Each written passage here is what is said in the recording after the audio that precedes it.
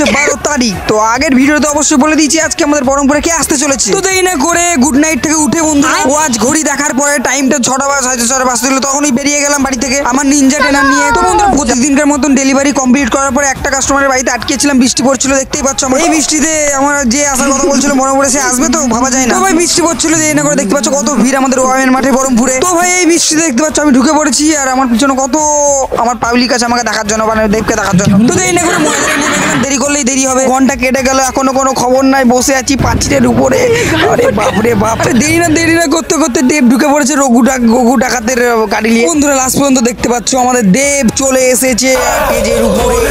তো ভাই মন খুলে পড়ে আছে, মানে দিল খুলে পড়ে আছে। আর এখানে দেওয়ার জন্য আকাশ থেকে বড় বড় ফটাকা পড়ছিল, মানে বুড়াচ্ছিল পড়ছিল। তো ভাই প্রোগ্রাম হতে হতে আমার তো অফিস থেকে ফোন এসেছিল যে অফিসে অনেক কিছু জমা দিতে হবে। তো এনে করে এখান থেকে আমাকে এখন বেরোতে হবে কিছু। বন্ধুরা দেখতে পাচ্ছ সব জমা দেওয়ার পরে আমার কি অবস্থা, দেবকে দেখতে পাই আমি দেব হয়ে গেছিলাম। এখন আমাকে বাড়ি যেতে হবে। Tata bye bye, good night.